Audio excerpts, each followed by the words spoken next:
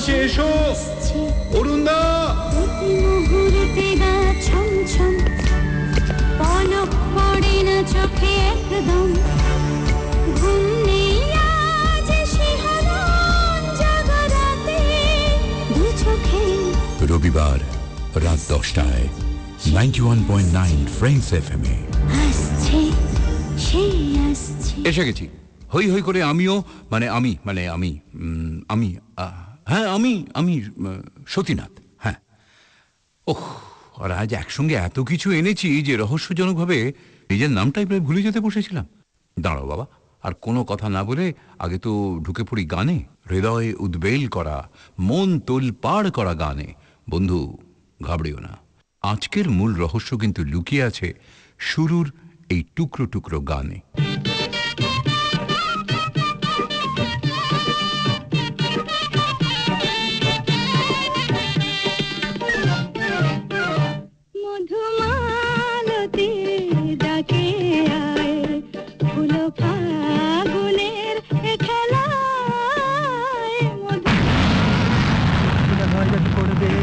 Materia Medicare কাব্য নয়তো বা pharmacology তাই নিয়ে আজ লেকচারে নামব।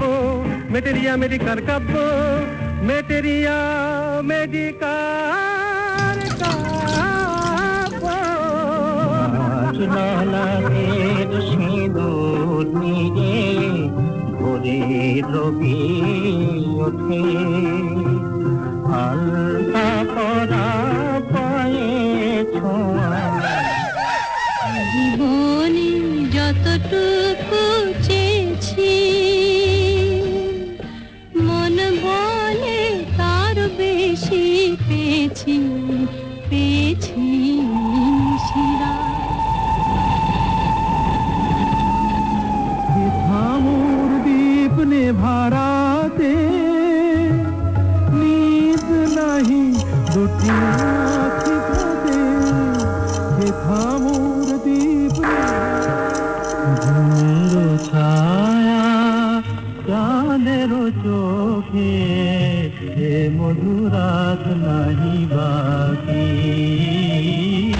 চঞ্চল সমীরণ আশার সম, উঠি গদুলে এসেছি ভুলে সাঝে। রাগতে তোমার মিষ্টি, রাগতে তোমার মিষ্টি আরো অনুরাগের চেয়ে, সাপ করে খাই তোমায় রাগাই গো সোনার মেয়ে।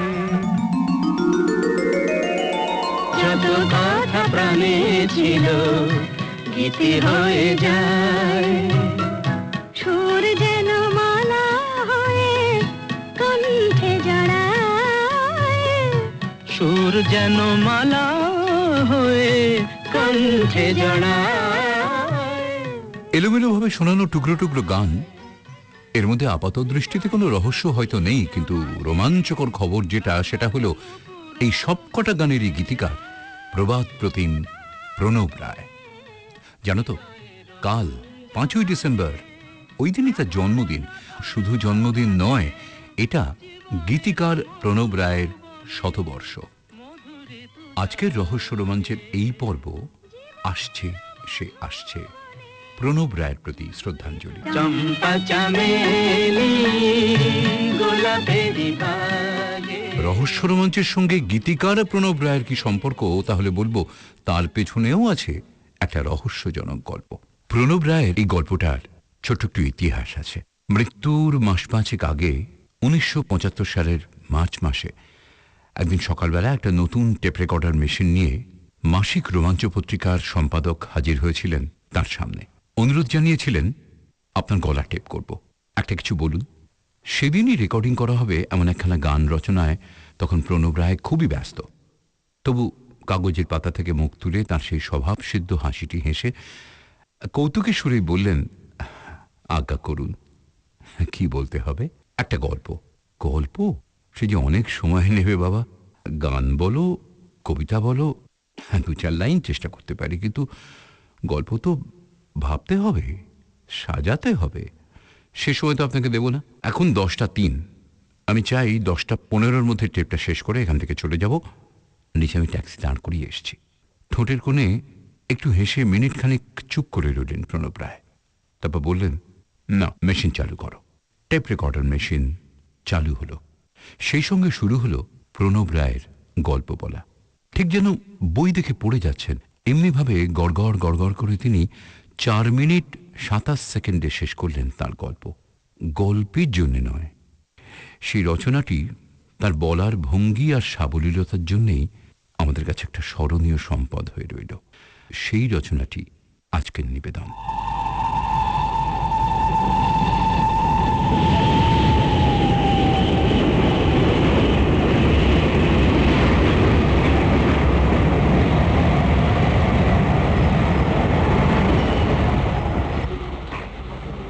ছুটতে ছুটতে ট্রেনখানা দম ফুরিয়ে গেল হঠাৎ।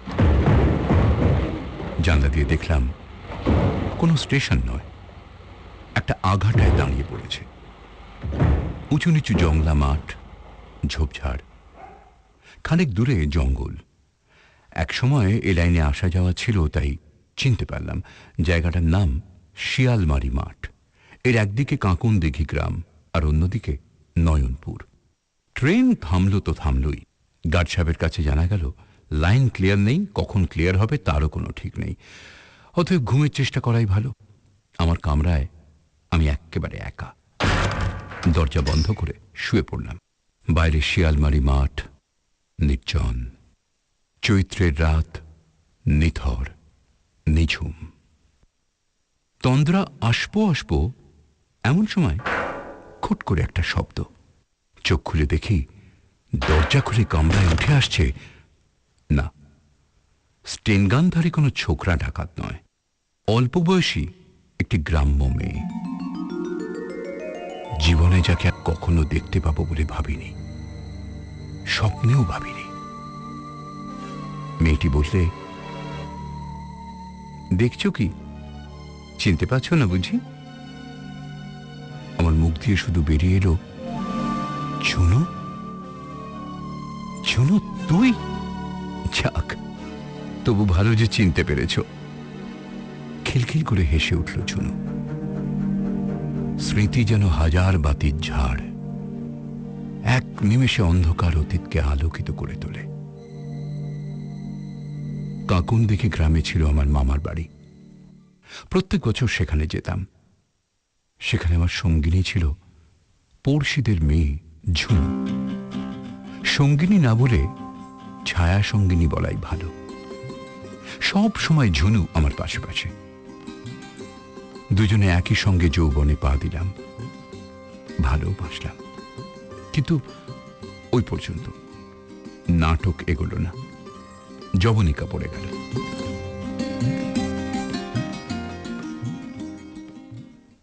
সে বছর মামার বাড়ি গিয়ে শুনলাম অন্য পাত্রে ঝুনুর বিয়ে ঠিক হয়েছিল, কিন্তু বিয়ের রাতেই ঝুনু নিখোঁজ।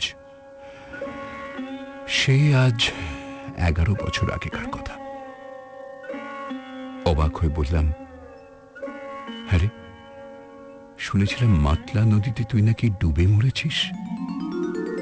মুচকি হেসে ঝুনু বললে, তোমায় ছেড়ে মরেও কি শান্তি আছে আমার? নাও ওঠো, চলো। কোথায় রে? আমার ঘরে, আমার কাছে। বললাম, না ঝুনু, 11 বছর আগে যা সম্ভব ছিল আজ আর তা হয় না। হয় না ঝুনু। কেন হয় না অরুণদা? কেন হয় না গো? আশ্চর্য মধুর গলায় ঝুনু বলতে লাগলো, তুমিও সেই অরুণ, আমিও সেই ঝুনু। 11 বছর অপেক্ষা করছি। আমার বুক ভরা অপূর্ণ স্বাদ আজ তুমি মিটিয়ে দাও অরুণদা। চলো, চলো আমার ঘরে। বলো যাবে? ঝুনুর চোখে চোখ রেখে এক অদ্ভুত মোহ আমাকে আচ্ছন্ন করে ফেলল। মনে হলো এ মেয়ের হাত ধরে আজও চলে যাওয়া যায় স্বর্গ থেকে নরক অব্দি। বললাম, যাবো ঝুনু, যাবো তোর সঙ্গে। বল, বল কোথায় তোর ঘর? ওই জঙ্গলটা ঠিক পিছনে। এসো না, এসো এসো। খিলখিল করে হাসতে হাসতে ঝুনু দরজা খুলে নেমে গেল। কিন্তু ঝুনুর জবাব শুনে হঠাৎই আমার গায়ে কাঁটা দিয়ে উঠল। মনে পড়ে গেল শিয়ালমারি মাঠের ওই জঙ্গলের পেছনে কোনো বসতি তো নেই, রয়েছে প্রকাণ্ড একটা শ্মশান, আর শ্মশানের কোলেই তো মাতলা নদী। বাইরে থেকে ঝুনুর ডাক শোনা গেল আবার, এসো অরুণদা, নেমে এসো। আবারও সেই অদ্ভুত মোহ পেয়ে বসলো আমায়। একটা দুর্বার আকর্ষণ আমাকে ঠেলে নিয়ে গেল দরজা অব্দি। হঠাৎই দপ করে নেমে গেল কামরার সবকটা বাতি। দূরে কোথায় কেঁদে উঠল একটা কুকুর। নাম্বার জন্য আমি পাদানিতে পা রেখেছি, আর ঠিক সেই মুহূর্তে নড়ে উঠল কামরাটা। চলছে, ট্রেন আবার চলছে। নামার হল না। শিয়ালমারির মাঠে দাঁড়িয়ে ঝুনু তখনও ডাকছে, এসো এসো অরুণদা, আমার কাছে এসো অরুণদা। কিন্তু মরা চাঁদের আলোয় ও কাকে দেখলাম আমি? সে কি ঝুনুর মুখ, না একটা কঙ্কালের মুখ? ভালো করে দেখার আগে আমাকে নিয়ে ট্রেন চলে গেল অনেকটা দূরে।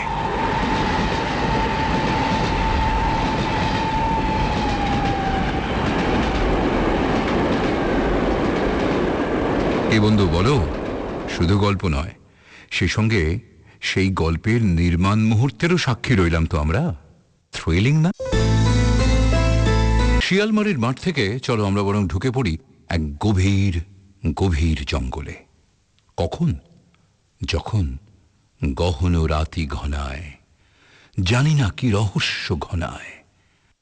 আর একটা হাড় হিম করা গল্প এবার। হরিনারায়ণ বিশ্বাসের কাহিনী অবলম্বনে 1972 সালে লেখা একটি রাত্রি, একটি অভিজ্ঞতা।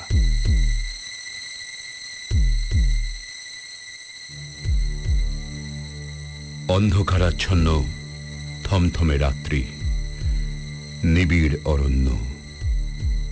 ওই অরণ্যের একটা বড় গাছের তেডালায় আমি বসে আছি। একটু দূরে অন্য একটা ডালে রঘুবীর। আমার হাতে দোনলা বন্দুক, রঘুবীরের কাছে সরকি আর লাঠি। আসামের এই অরণ্য নিবিড়, দুর্ভেদ্য। বড় বড় মহিরুহ নিজেদের মধ্যে প্রতিযোগিতা করে উঁচু থেকে আরো উঁচু হয়েছে। দিনের বেলাতেও সূর্যের রশ্মি মাটিতে পড়তে পায় না।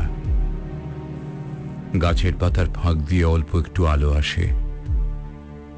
যতক্ষণ দিনের আলো থাকে ততক্ষণ অরণ্যের মধ্যে মোটামুটি দৃষ্টি চলে। যেই সূর্য পশ্চিম আকাশে ঢলে পড়ে, গাছের ছায়া দীর্ঘতর হয়, তখনই এই বনানীর অভ্যন্তর গাঢ় অন্ধকারে ভরে যায়। নির্নিমেষ অন্ধকারের রাজত্ব এখানে। আলো পুরোপুরি নির্বাসিত। অরণ্যের মাটি তাই কালো, স্যাঁতস্যাঁতে। অরণ্যের গভীরে বাস করে চিতা, হায়না, ভাল্লুক, বাঘ, বুনো শুয়োর আর অজস্র হরিণ, আরো নানা প্রাণী। আমি আবগারি বিভাগে চাকরি করি। স্থানীয় অধিবাসীদের মনে নানা কুসংস্কার, ভূতের ভয়, অন্ধকারের ভয় অত্যন্ত প্রবল। সন্ধে নামার পরে পারতপক্ষে কেউ আর বাড়ির বাইরে যায় না। ফলে প্রচন্ড পরিশ্রমে তারা যে ফসল ফলায়, রাত্রিরে হরিণ, বুনো শুয়োর সব নষ্ট করে ফেলে। সরকার থেকে তাই হরিণ আর বুনো শুয়োর মারার জন্যে কিছুদিনের জন্য পুরস্কার ঘোষণা করা হয়েছে। আমার তখন অখণ্ড অবসর, তাই রঘুবীরকে সঙ্গে নিয়ে মাঝে মাঝে বেরিয়ে পড়ি। মাঝে মাঝে মনে হয় অরণ্যের শান্ত পরিবেশে আমরা দুটি মূর্তি যেন মূর্তিমান ভগ্ন দূত। যখন ফিরি তখন অবশ্যই সঙ্গে থাকে দু একটা হরিণ বা শুয়োর। সম্প্রতি একটা গুজব রটেছে, অরণ্যের দেবতা নাকি মানুষের এই অনধিকার প্রবেশকে বরদাস্ত করতে পারছেন না। প্রমাণস্বরূপ বলা হচ্ছে যে আজকাল শিকারীরা অরণ্যের মধ্যে প্রবেশ করলেই নানা রকম বিপদের সম্মুখীন হচ্ছে। হরিণ বধ করার জন্য যখনই তারা লক্ষ্য স্থির করে, তখনই নাকি লক্ষ্যপথে এসে হাজির হয় এক মানব শিশু, আর আবির্ভাবের সঙ্গে সঙ্গেই হরিণগুলো কোথায় যেন হারিয়ে যায়। মানব শিশুকে বধ করার মনোবৃত্তি তখন আর কোনো শিকারীরই থাকে না। অবাক বিস্ময়ে যখন তারা চিন্তা করে কোথা থেকে এলো এই মানব শিশু এই ভয়াবহ গভীর অরণ্যে, ঠিক সেই সময় একটা ভয়াবহ আওয়াজ শোনা যায়, আর চকিতে মানব শিশু অন্তর্ধান করে। সেই দিন ওই অরণ্যে আর কোনো প্রাণীকেই পাওয়া যায় না। শিকারীদের মতে ওই মানব শিশু অরণ্যের রক্ষাকর্তা। প্রজাকুলকে রক্ষা করার জন্যেই প্রয়োজনের সময় আবির্ভূত হন রক্ষাকর্তা। সেদিন সোম সাহেবও সেই কথা বললেন। সোম সাহেব একজন নামী কন্ট্রাক্টর। সোম সাহেবের অভিজ্ঞতাও প্রচুর, তার কথা তো হেসে উড়িয়ে দিতে পারি না। সোম সাহেব বললেন, চৌধুরী বাবু, ওই নির্জন ভয়াবহ সাপোৎসংকুল অরণ্যে মানব শিশুর আবির্ভাব সত্যি বিস্ময়জনক। আচ্ছা সোম সাহেব, আপনার দেখার কোনো ভুল হয়নি তো? আরে মশাই, আমি তো একা ছিলাম না, আমার সঙ্গে ছিল আরো 4-5 জন। আপনি কি বলতে চান যে আমাদের সকলেরই চোখ খারাপ? না না না, তা কেন? তবে কি জানেন, আজকের যুগে ওইসব আজগুবি ব্যাপার কি কেউ বিশ্বাস করবে? দেখুন মনে হয়, বিশ্বাস অবিশ্বাসের কথা বলবেন না। চৌধুরীবাবু, আমাদের জীবনে এমন অনেক ঘটনা ঘটে যার যুক্তিসঙ্গত ব্যাখ্যা কিন্তু আমরা চাইলেও দিতে পারি না। আমার নিশ্চিত ধারণা ওই মানব শিশুও অমনি এক বিতর্কের বিষয়। আপনার যদি ইচ্ছে থাকে আপনিও যান, স্বচক্ষেই দেখে আসুন, সন্দেহভঞ্জন হয়ে যাক। কোন জায়গায় আপনি তার দেখা পেয়েছিলেন সোম সাহেব? অরণ্যের ঠিক মাঝখানটায়, যেখানে নুনো মাটি আছে, সল্ট লেক, সেইখানে।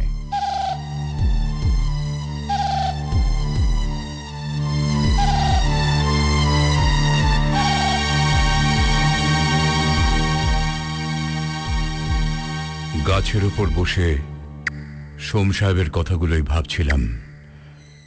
কেমন যেন অস্বস্তি লাগছে। অন্ধকারাচ্ছন্ন চারদিক, কাছে দূরে নানা রকম প্রাণীর আওয়াজ শোনা যাচ্ছে। দূর থেকে গম্ভীর স্বর একটা শোনা গেল, মনে হলো নিশ্চয়ই বাঘের ডাক। রঘুবীরের দিকে তাকালাম, রঘুবীর নিশ্চল। আমাদের সামনে সেই লবণ ক্ষেত্র, অন্ধকার রাত্রিতে সাদা নুনের ওপর চাঁদের আবছা আলোর রেশ, উজ্জ্বল সাদা রং দেখা যাচ্ছে। চোখে পড়ছে বিরাট বিরাট মহিরুহের কালো কালো কাণ্ড। হঠাৎই কিরকম জোরে একটা বাতাস বইতে লাগলো। নিথর বনানী হঠাৎই যেন নানান শব্দে মুখর হয়ে উঠল। পাতার মরমরে জোনাকির দুটিতে, শৃগালের হুক্কাহুয়া রবে, রাত জাগা পাখির কাকলিতে, সাপদের ঝুংকারে, বাতাসের শীতল স্পর্শে অদ্ভুত এক রহস্যময় অপার্থিব অনুভূতি ক্রমে ক্রমে আমার মনের ওপর দারুণ প্রভাব বিস্তার করতে লাগলো। মনে হলো আমি যেন সেই প্রাগৈতিহাসিক যুগের অস্ত্রবিহীন গুহা মানব। আমার সামনে এক বিরাট কায় অজগর ধীরে ধীরে এগিয়ে আসছে আমাকে পুরোপুরি গ্রাস করবার জন্যে।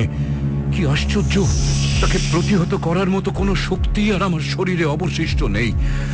আমি প্রচন্ড ভয়ে আর সামনে এগিয়ে আসা সেই অজগরের স্থির দৃষ্টিতে কিরকম যেন সম্মোহিত হয়ে গেছি। নিশ্চিত মৃত্যু যেন আমাকে গ্রাস করার জন্য এগিয়ে আসছে, আসছে, আসছে। হঠাৎই একটা চাপা কণ্ঠস্বরে আমার চমক ভাঙল। সম্মোহনের ঘোর থেকে যেন মুক্তি ঘটল আমার। শুনলাম রঘুবীরের কণ্ঠস্বর, বাবুজি, বাবুজি, হরিণ, হরিণ, বাবুজি। হরিণ! চমকে উঠলাম। চমকের চোটে হয়তো পড়েই যেতাম ওই উঁচু ডাল থেকে, কিন্তু কি ভাগ্য, দড়ি দিয়ে নিজেকে বেঁধে রেখেছিলাম ডালের সঙ্গে বলে এই অপঘাত মৃত্যু থেকে রক্ষা পেলাম। বেশ কিছুক্ষণ লাগলো সামলে নিতে। তারপরে সাদা নুন ভরা জমিটার দিকে তাকালাম। Salt lake. ওই আবছা সাদা ক্ষেত্রের মধ্যে চাঁদের আলোয় যেন দেখলাম দুটো কালো ছায়া। ছায়াগুলো নড়ছে, নড়ছে বলেই ওগুলো যে প্রাণী তা বোঝা যাচ্ছে, নইলে এই ঘন অন্ধকারে কিচ্ছু বোঝা যেত না। বন্দুকটা ঠিক করে নিয়ে স্পটলাইট ফেললাম লক্ষ্যস্থলের দিকে। সল্ট লেকে আলোক বৃত্তে দেখা গেল দুটো সুন্দর হরিণ চড়ে বেড়াচ্ছে আর মাথা নিচু করে নুন চেটে চেটে খাচ্ছে। গুলি ছুঁড়লাম। একটা হরিণ পড়ে গেল আর অন্যটা সঙ্গে সঙ্গে ছুটে পালালো। যে ভয় আমার চেতনাকে ধীরে ধীরে গ্রাস করে ফেলেছিল, বন্দুকের আওয়াজে তা যেন কেটে গেল অনেকটা। যাক, এখন আর কোনো কাজ নেই, চুপচাপ শুধু প্রভাতের জন্য অপেক্ষা করা। নিচে নামলে সাপদের শিকার হওয়ার সম্ভাবনা। তাই গাছের ডালেই বসে থেকে একটা সিগারেট ধরালাম। রঘুবীরকেও দিলাম একটা। সাব, সাব, লক্ষ্য রাখবেন যেন বাঘে হরিণটা নিয়ে না পালিয়ে যায়। ঠিক আছে, তুমিও লক্ষ্য রেখো। আর রঘুবীর, কপাল গুনে বাঘ যদি আসে ক্ষতিটা কি? চাই কি হরিণ শিকার করতে এসে বাঘ শিকারই করা হয়ে যাবে? হঠাৎই রঘুবীর থেমে গেল, ইশারা করে নিচের দিকে দেখালো আমায়। দেখলাম মৃত হরিণের কাছে কি একটা জন্তু ঘুরে বেড়াচ্ছে। চকিতে বন্দুক বাগিয়ে স্পটলাইট জ্বাললাম। জ্বালিয়েই চমকে উঠলাম। কি আশ্চর্য! মৃত হরিণের পাশে দাঁড়িয়ে রয়েছে একটা মানব শিশু, সম্পূর্ণ নগ্ন একটা মানব শিশু। তার কাঁধে ধনুক বান, নিচু হয়ে ধীরে ধীরে হরিণটাকে ঠেলছে। স্পটলাইট পড়তে এসে ফিরে তাকালো। আহ, কি বীভৎস সে দৃষ্টি! জ্বলন্ত অঙ্গারের মতো দুটো চোখ, হিংস্র দাঁত, মাথার চুল রক্তাভ। আমাদের দিক থেকে দৃষ্টি সরিয়ে নিয়ে সে আবার হরিণটাকে ঠেলতে লাগলো। আমি এতটাই বিস্মিত হলাম যে কখন বন্দুকটা আমার কাঁধ থেকে খুলে নিচে পড়ে গেল বুঝতেই পারলাম না। অবাক বিস্ময়ে দেখলাম একটু আগে আমার বন্দুকের গুলি খাওয়া মৃত হরিণটা উঠে দাঁড়ালো, আর সেই ধনুর্ধারী নগ্ন মানব শিশু মুহূর্তে তার পিঠে চড়ে বসলো, আর মুহূর্তে ক্ষিপ্র পদে হরিণটা চলে গেল আমাদের চোখের আড়ালে, মিশে গেল অরণ্যের গভীরে। আর হঠাৎই আমার স্পটলাইটটাও নেভে গেল, আর সঙ্গে সঙ্গে শোনা গেল একটা অপার্থিব আওয়াজ।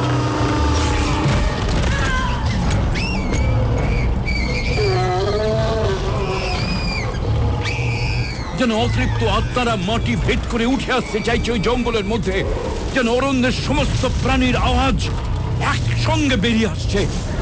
ভয়ে আমার সারা গা হাত পা কাঁটা লেগে গেল। একটু পরে হঠাৎই সমস্ত আওয়াজ স্তব্ধ, আর কোনো আওয়াজ নেই। গোটা জঙ্গল যেন থমথম করে আছে, যেন কিসের অপেক্ষায়। সারাটা রাত আমি আর রঘুবীর স্থানুর মতো বসে রইলাম সেই গাছের ডালে। আমাদের কোনো বোধ শক্তি বোধহয় আর অবশিষ্ট নেই। এ কি দেখলাম আমরা, এ কি দেখলাম! এই গভীর অরণ্যে হিংস্র সাপদের মধ্যে ওই মানব শিশু, এর অস্তিত্ব তো কল্পনারও অতীত। তবে তো সোম সাহেবের কথাই ঠিক। তবে কি ওই নগ্ন মানব শিশুই অরণ্যের রক্ষাকর্তা, নতুন যুগের নতুন অরণ্যদেব? নইলে মৃত হরিণের জন্য তার প্রাণ এত আকুল হবে কেন? তবে কি সে স্পর্শ মাত্র মৃতদেহ প্রাণ সঞ্চার করতে পারে? নইলে কি করে মৃত হরিণ, গুলি খাওয়া হরিণ ওইভাবে উঠল ওকে পিঠে নিয়ে তীর বেগে বেরিয়ে গেল আমাদের চোখের সামনে দিয়ে। এইসব ভাবতে ভাবতে কখন আস্তে আস্তে রাত্রি প্রভাত হলো। সূর্যের আলো একটু একটু করে আলোকিত করলো সেই গভীর অরণ্যকে। আমি আর রঘুবীর গাছ থেকে নেমে ভাঙা বন্দুকের টুকরোগুলো সংগ্রহ করে আস্তে আস্তে এগিয়ে গেলাম সেই লবণ ক্ষেত্রের দিকে। যেখানে হরিণটা পড়েছিল সেখানে প্রচুর রক্তের দাগ, প্রচুর রক্ত। কিন্তু আশ্চর্য, তন্ন তন্ন করে অনুসন্ধান করেও আমরা মৃত বা আহত কোনো হরিণের দেখা পেলাম না। কোনো হরিণের চিহ্ন মাত্র সেখানে নেই। শুধু কাল রাতের সাক্ষী হিসেবে রয়ে গেছে ওই সল্ট লেকের ওপর রক্তের দাগ।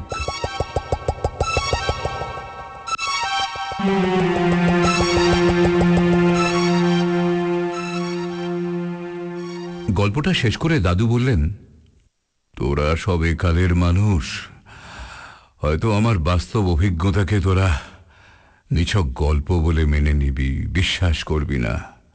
অবিশ্বাস তো তোদের জীবনে প্রতি পদে পদে। কিন্তু একটা কথা ভেবে দেখ, আচ্ছা আমার না হয় ভুল হতে পারে, কিন্তু রঘুবীর, সোম সাহেবের সঙ্গী সাথী আরো যে 4-5 জন, সকলের কি একই ভুল হবে? একই ভুল? দাদুর প্রশ্নের জবাব আমরা কেউ দিতে পারিনি, শুধু চুপচাপ বসেছিলাম।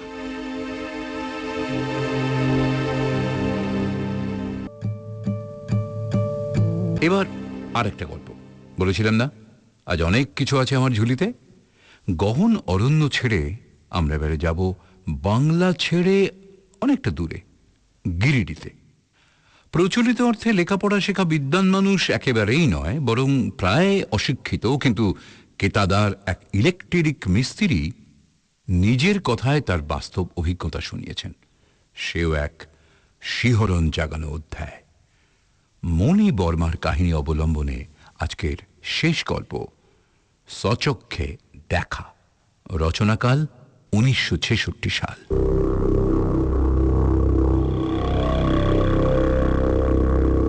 সম্পাদক মশাই, আপনাদের বাড়ি সেদিন বিজলি বাতির তার সারাতে গিয়ে শুনলুম আপনারা ভূত নিয়ে খুব তক্কাতক্কি করছেন। কাজের তাড়া ছিল বলে সেদিন কিছু বলিনি, আজ লিখছি মশাই। ভূত আমি দেখেছি, মেয়ে ভূত। অবশ্যই দেখবার সময় বুঝিনি, বুঝলে যে কি হতো সেটা আপনারা কাগজ চালান, আপনারাই লোককে লিখে জানাবেন। পেতয় হচ্ছে না?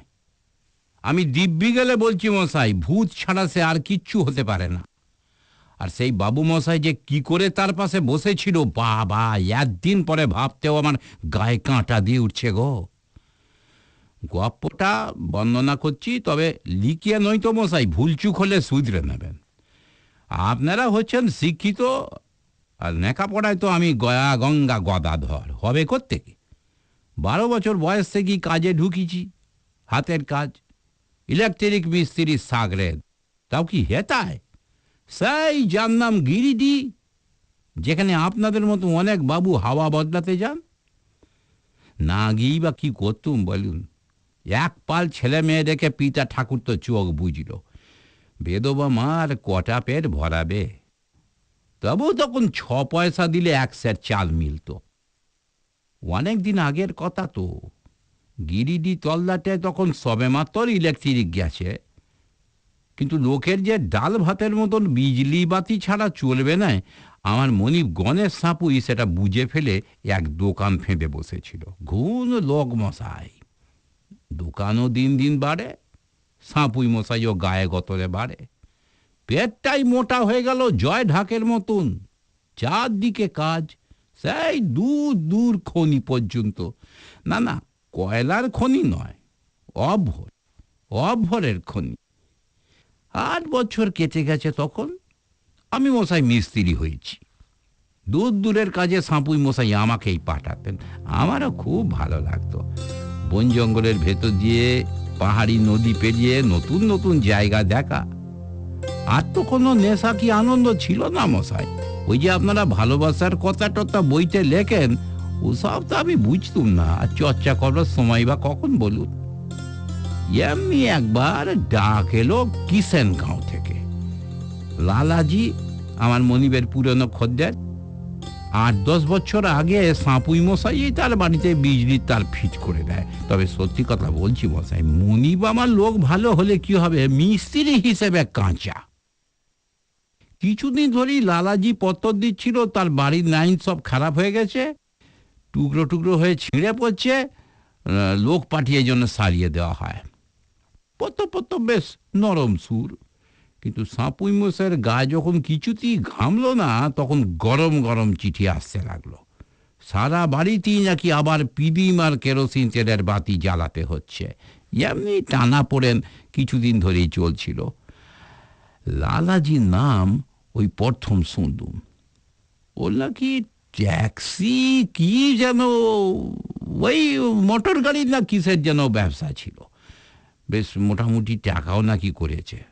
অবশ্যই মোটর গাড়ির কী রকমের ব্যবসা আমার ঠিক মনে নেই, ভাড়া দেওয়াটা হবে আর কি। যাকে মনে পড়লে পরে বলবো। কিষেনগাঁয়ে আমি কেন গেলুম সেইটাকে বলি। একটা বড় কাজ ওখানে কদিন ধরেই হচ্ছিল, সেটা শেষ হলেই সাঁপুই মশাইয়ের হুকুম হলো আমার উপর লালাজির ওখানে যেতে। এক ঢিলে দুটো পাখি মারা, বুঝলেন না, কেপন তো। আমিও সাঁপুই মশাইকে বলে দিলুম, বড় কাজটা শেষ করে যখন ফুসুত হবে তখন লালাজির ওখানে যাব। তখন সন্ধি বাকি আর রাত দুকুরি বাকি। স্পষ্ট কথায় কষ্ট নেই মশাই। লালাজিও লিখে পাঠালো আমার যখন খুশি যেতে পারি, কাজটা হলেই হলো। ভুগছে তো কম দিন নয় বেচারা। কিষেনগাঁয়ে বড় কাজটা যখন মিটলো তখন সন্ধে উতরে গেছে। একে হাড় কাঁপানো শীত, তার উপরে ঝিরঝিরে বৃষ্টি, বুঝুন ঠেলা। লালাজির ওখানেই বা কতক্ষণ লাগবে কে জানে। শেষ হলেই আবার ফিরতে হবে গিরি দিতে, সেও তো এক প্রহরের পথ। লালাজির বাড়িতে পৌঁছিয়ে দরজা ধাক্কাতে লাগবে। বাড়ি বলবো না কবরখানা, কোথাও ছিটে ফোঁটা আলো নেই, লোকজনের সারা শব্দ নেই, দরজা জানলা সব নিপিস করে বন্ধ। চারদিকে ঝাঁকড়া মাথা গাছগুলো হাওয়ায় উলুটি পালুটি খাচ্ছে। পেছনের খাড়া পাহাড়টাকে মনে হচ্ছিল মশাই সেই যাত্রায় দেখা বামন অবতার। বলি রাজা বাড়িখানার মাথা যেন পা রেখে দাঁড়িয়ে আছে। আপনারা লেখক বলেই তুলনাটা দিলুম, আমার তখন ঠিক সেই রকমই মনে লেগেছিল আর কি। আর সত্যি বলতে কি, গাটাও কেমন ছমছম করছিল। কতক্ষণ ধরে দৌড় ঠেলাঠেলি করেছিল বলতে পারবো না। হঠাৎ সারে বেরিয়ে এলো লালাজি। না না মশাই, আগে তো কখনো দেখিনি, সেই প্রথম দেখুন। আর দেখেই ভিড়মি যাই আর কি। আরে বাবা, ইয়া দশাশই চেহারা, মুখে পুরুষ টু গোপ, চোখ দুটো অন্ধকারের ভেতরেও যেন জ্বলছিল। হাতে এরা মিটমিটে কেরোসিন বাতি। দুধটা এক চিলতে ফাঁক করে জানতে চাইল আমি কে, ওর থেকে আসছি, কি দরকার। টাকা আছে বলেই বোধহয় অত ভয়, বুঝলেন। আমি গণেশ সাঁপুইয়ের কাছ থেকে মিস্ত্রির কাজ করতে এসেছি শুনে তবে লালাজি সরে দাঁড়িয়ে বলে ভেতরে ঢুকতে দিল। কিন্তু সত্যি বলছি মশাই, না ঢুকলেই বোধহয় ভালো হতো গো। ভেতরে পা দেবার সঙ্গে সঙ্গে এমন একটা ব্যবসা গন্ধ এসে নাকে লাগলো, আর কি কনকনে ঠান্ডা মশাই, যেন বরফের ঘর। হচ্ছে বাইরে ঢের কম ঠান্ডা। সত্যি বলছি, আমার মনে হলো বাড়ির সর্বত্র একটা পেরেতের নিঃশ্বাস বইছে। একটা লণ্ঠন নিয়ে আগেই রান্নাঘরের কাজ সারতে ঢুকলো। যা ভেবেছিলুম, সাঁপুই মশাইয়ের কেরামতিতে বিজলির তারগুলো সব খসে খসে পড়েছে গো। তবে সত্যি কথা বলছে, সবটাই সাঁপুই মশাইয়ের কেরামতি নয়, বাড়িখানারও কেরামতি আছে। ড্যাম্পে চুনবালি সব খসে খসে পড়েছে, সব খসে খসে পড়েছে। নোনা ধরা ইঁটগুলো সব যেন দাঁত বার করে হাসছে। নতুন করে তার টানা ছাড়া উপায় নেই, দুগ্গা বলে তাই টানতে লাগলুম। আর আমার পেছনে লালাজি প্রসব বেদনা ওটা মুরগির মতো গুড়গুড় গুড়গুড় গুড়গুড় গুড়গুড় গুড়গুড় গুড়গুড় করতে লাগলো। হাত চালালুম মশাই, যেন যন্তর। তাড়াতাড়ি ফিনিশ করে আবার গিরিডি ফিরতে হবে তো। বললে বিশ্বাস করবে না মশাই, 1 ঘন্টার মধ্যেই রান্নাঘর, সিঁড়ি, ওপরতলা যেখানে যেখানে যা যা করবার সব করে ফেললুম। বাকি রইল শুধু বাইরের ঘরটা। তা লালাজিকে বললুম এবার ওটাই হাত দিতে হয়। বাইরের ঘরে?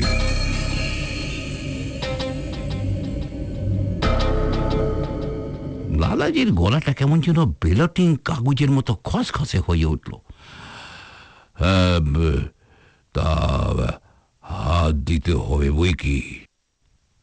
তবু দাঁড়িয়ে রইল, মনে মনে কি যেন ভাবতে লাগলো। আমি আবার তাকাতে দিলুম, কই চলুন, আরে আমার দেরি হয়ে যাচ্ছে।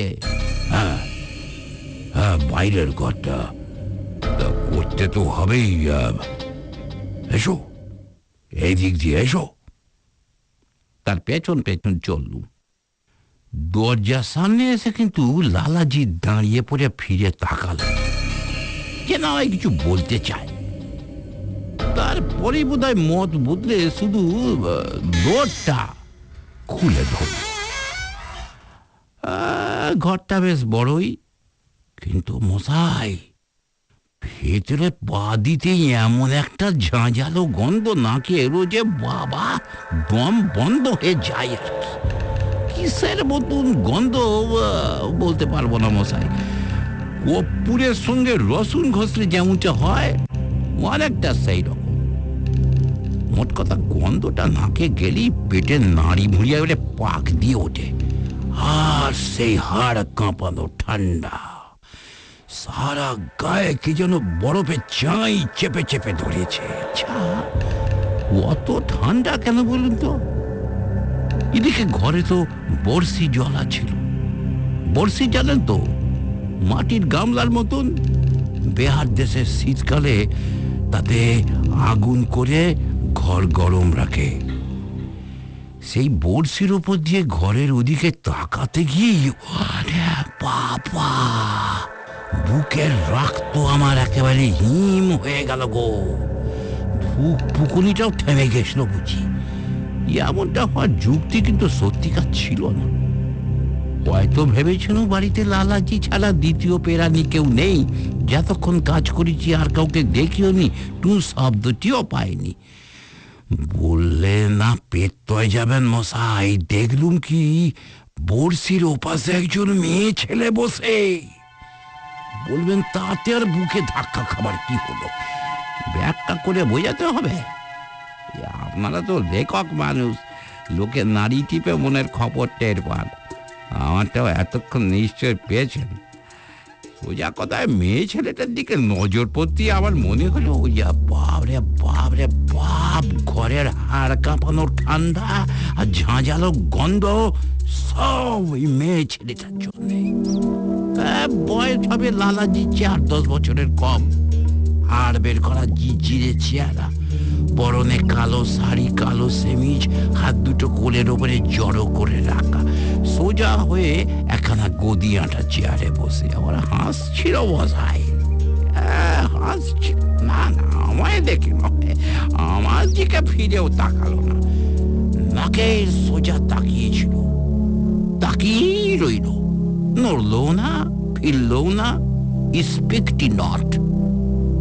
কমজোরি আলোয় মুখখানা আমি মশাই ভালো করে ঠাউর করতে পারিনি, কিন্তু কেমন জানি মনে হলো, হায় ভগবান কি করে বোঝাবো, মনে হলো সে আসল মানুষ নয়। আমি হলপ করে বলতে পারি তার গায়ে রক্ত মাংস নেই কও। বলি অত রোগা মানুষ অত ফস্সা হয়, রঙের কি চেল্লা মশাই। সেই দেখেই তো বুকের মধ্যে আমার একবারে ঠাকাস ঠাকাস করে উঠেছিল। লালাজি আমার পেছন পেছন ঘরে ঢুকেছিল তো।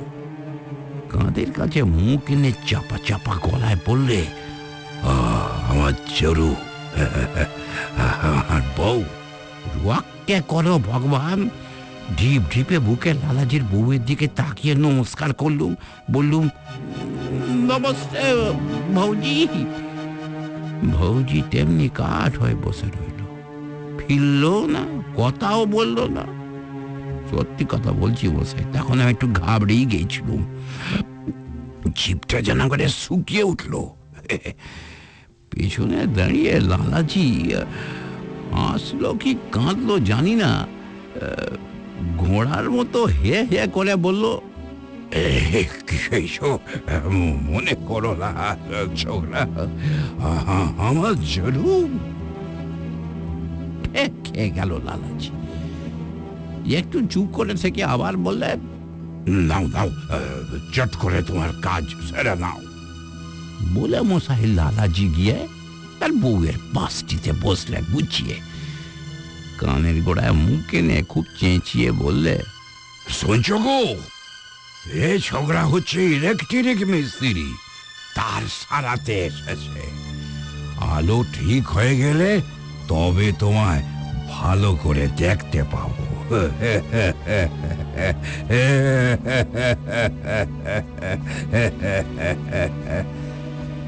আদরের হাসি হেসে উঠল লালাজি টেনে টেনে। বউ কিন্তু নড়লো না, চড়লো না, তেমনি নাকের ডগায় তাকিয়ে বসে রইল ঠায়। তখনই মশাই, স্বীকার করছি, গাটা না আমার শিশির করে উঠল। বাবা রে, বুকের ভেতর ধানাই পানাই হচ্ছিল। আমি ভীতু নই মশাই, সত্যি কথা বলছি, ভীতু নই। ওখানে তখন থাকলে আমি দিব্যি গেলে বলতে পারি আপনাদের ওই দশা হলো। তবু কাজ তো করতে হবে। আর ওদিক পানে না তাকিয়ে তাড়াতাড়ি হাত চালাতে লাগলুম। আর লালাজি ঠাই আমার দিকে তাকিয়ে রইলে সন্দেহের চোখে। পেছন ফিরে থেকেও সেটা টের পাচ্ছিল। যদি ফিরি অমনি টেনে টেনে হাসবে। কি ঝকমারির কাজ মাইরি, নাকে সেই ভ্যাপসা পচা গন্ধ, যেন গন্ধক পুড়িয়েছে। শীতে হাত পা পুরো আড়ষ্ট। সেও সইছিল মশাই, কিন্তু ওই যে ওই মেয়ে ছেলেটা ঠাই একরকম করে বসে আছে, নট নরণ চরণ। একটু যদি নড়ে বসতে, শুধু কথা বলে কাজ নেই, হয়তো খোনা সুর বেরুবে। শুধু একটু নড়ে বসুক। আর সেই বিদঘুটে হাসিটা বর্ষির আগুনের আলোয় কেমন যেন।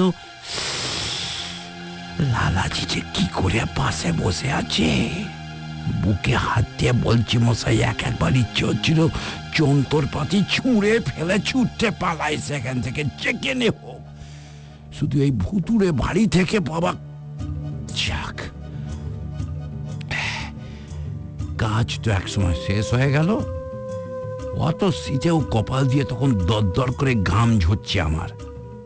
লালাজিকে বললুম, কাজ হয়ে গেছে, একবার সুইচ টিপে দেখি আলো ঠিক জ্বলছে কিনা, তারপর ছুটি। ওরে বাবা, লালাজি যেন আটকে উঠলো, হাঁ করে বললো, আলো চালতে হবে না, ও ঠিক আছে, আমি বলছি সব ঠিক আছে। আমার দস্তুর মশাই, ঠিক হলো কি একবার জেলে দেখা। বলছি দরকার নেই, তোমাকে আর মিস্ত্রিগিরি পালাতে হবে না, সব ঠিক আছে। লালাজি ধমকালো না কেঁদে ফেললো, বুঝতে পারলুম না মশাই। আমার সামনে তার সে কি দাপি। তারপরই বউয়ের দিকে ফিরে চেঁচিয়ে বললে, মিস্ত্রির কাজ শেষ হয়ে গেছে গো, এবারে যাবেও।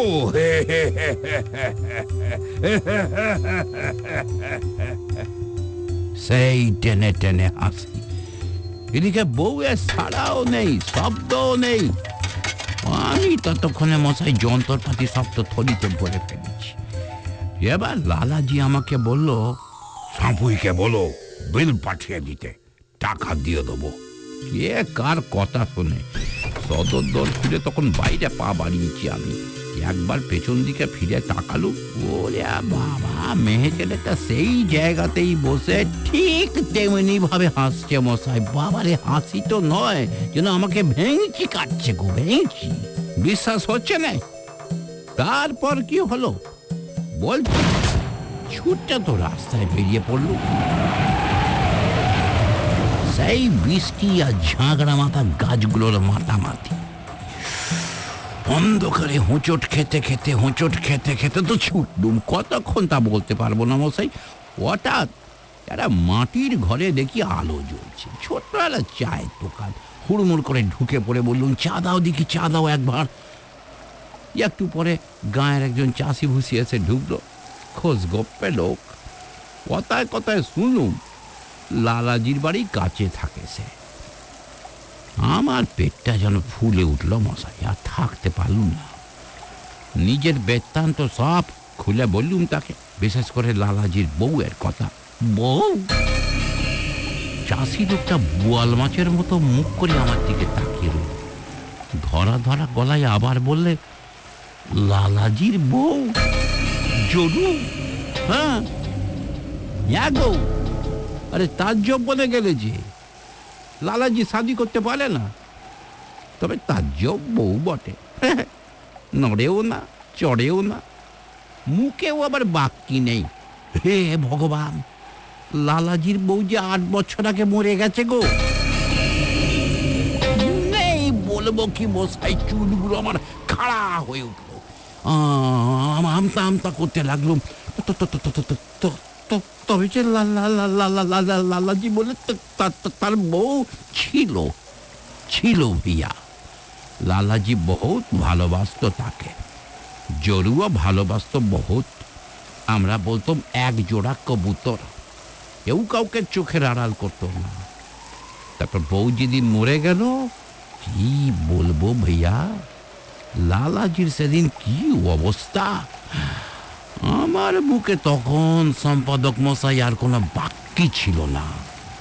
চাষি লোকটা মাথা দোলাতে দোলাতে বলতে লাগলো, বউ মরে যাবার পর লালাজি কেমন যেন পাগলের মতন হয়ে গেল। আমরা তো ভাইয়া মরাকে শ্মশানে নিয়ে যাওয়ার জন্য লালাজির বাড়িতে হাজির, কিন্তু অবাক কাণ্ড ভাইয়া, লালাজি তার আগেই নিজের একখানা গাড়ি আনিয়ে মরা বউকে নিয়ে হাওয়া। 3 মাস লালাজির কোনো পাত্তাই নেই। তারপর একদিন বন্ধ গাড়ি করে লালাজি ফিরে। সেই থেকে ভাইয়া বাড়ি ছেড়ে লালাজি একদম বেরোয়নি। পড়ে রইল আবার চায়ের ভাঁড় মশাই। আমি আবার ওই অন্ধকার রাস্তা ধরে মার ছুট ছুটবো না। আমি যে লালাজির বউকে সচক্ষে দেখেছি, দুজনকে পাশাপাশি বসে থাকতে দেখেছি, করে জানি না 8 বছর আগে যে বউ মারা গেছে তার সঙ্গে লালাজি। সে রাত্রিরে মশাই যদি আমায় দেখতেন, গা থেকে ঢিলে চামড়া যেন খুলে খুলে পড়ছিল গো, খুলে খুলে পড়ছিল।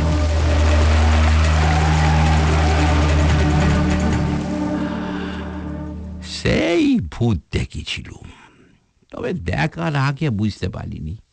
মুখু লোক তো মশাই, যা দেখেছি তাই লিখলুম। হ্যাঁ, একটা কথা মনে পড়ছে, লালাজির ব্যবসার কথা। মোটর গাড়ির কি নিয়ে যেন ছিল ব্যবসা বলেছিলুম না, ভাড়া খাটাতো, কি যেন বলে, হ্যাঁ ট্যাক্সি, ঠিক ট্যাক্সি। যে কাগজে লালাজি চিঠি লিখতো তাতে যেন ওই রকমই একটা নাম লেখা থাকতো, ঠিক কি যেন, দাঁড়ান মনে পড়েছে, ট্যাক্সি ডারমিস্ট। ও দাঁত ভাঙা কথা মশাই, তাই তো মনে পড়লো, ট্যাক্সি ডারমিস্ট। কথাটার মানে কিন্তু আমি আজও জানি না। আপনারা তো মশাই লেখাপড়া জানা লোক, পণ্ডিত, নিশ্চয় মানেটা জানেন। আপনাদের বন্ধু বান্ধব লেখক মানুষরা, পাঠকরাও সবাই না হোক অনেকেই জানে। হ্যাঁ, আমাকে মশাই মানেটা দয়া করে জানিয়ে দেবেন তো। আমার নমস্কার নেবেন। এটি নিবেদক শ্রী হলধর দাস। প্রথাগত রহস্য কাহিনী নিশ্চয়ই নয়, তবে তিনটে গল্পেই লৌকিক অলৌকিক মিলিয়ে গড়ে উঠেছে জটিল রহস্যের একটা শরীর, আর রোমাঞ্চ তার গায়ে পরিয়েছে গা ছমছমে শিহরণের আবরণ। আর ওই যে শব্দটা ট্যাক্সিডার্মি, সত্যি কথা বলছি, এই গল্পটা পড়ার আগে না ওই শব্দটার মানে আমিও জানতাম না। আজকের এই তিনটে গল্পেই আমিই ছিলাম একলা। ও হ্যাঁ, আজও মিউজিক আর সাউন্ড এফেক্টস এই সব দিয়ে রহস্যের জাল বুনেছে রাজা সেনগুপ্ত। আচ্ছা বলো, কেমন লাগছে তোমাদের এই রহস্য রোমাঞ্চ সিরিজ? আসছে আমার কিন্তু জানতে খুব ইচ্ছে করছে। জানাবে প্লিজ। হ্যাঁ, SMS তো করতেই পারো। এক কাজ করো, তোমার মোবাইল ফোনটা হাতে নিয়ে মেসেজে চলে যাও, তারপর টাইপ করো RR, মানে রহস্য রোমাঞ্চ কোড। RR, একটা স্পেস দাও, লেখো নিজের নাম, আবার একটা স্পেস, তারপর লিখে দাও মতামত, কেমন লাগছে তোমার। বাস টুক করে পাঠিয়ে দাও 56569 এই নম্বরে। অপেক্ষায় রইলাম বন্ধু তোমার SMS এর জন্য। এবার আবার যাবার সময়। আবারও রইল সামনের রবিবারের রহস্যাবৃত হাতছানি। ঠিক এইরকমই নয়, শোনো বন্ধু, এর চেয়েও আকর্ষণীয় টান টান উত্তেজনায় ভরা গল্প ঝুলিতে ভরে আবার রবিবার রাত 10টায় 91.9 ফ্রেন্ডস FM আসছি আমি, সতীনাথ।